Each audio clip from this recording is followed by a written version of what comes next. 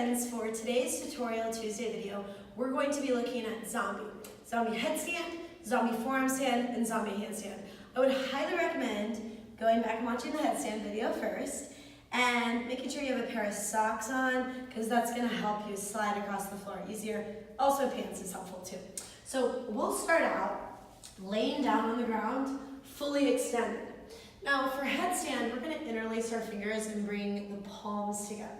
I want to go ahead and plant my elbows shoulder width apart and lower the crown of the head to the floor. Big toes touch, engage your legs, squeeze the thighs together. Push into the forearms, start to drag your body across the floor as you lift your hips, lower the crown of the head to the floor, and then slowly begin to take the legs up, lower the legs back down towards the floor, and then slide out, squeeze the thighs together the whole time.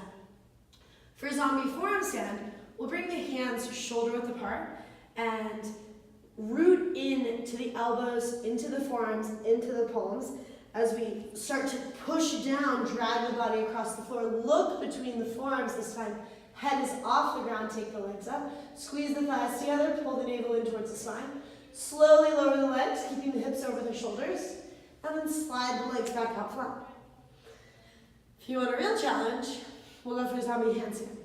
So from here, rooting into the palms, push down, drag the body across the floor, straighten the legs, start to pike the hips over the shoulders, push the feet out to the side, take the legs up, hinge at the hips, slowly lower the feet towards the floor, squeeze the thighs together as you slide the legs down.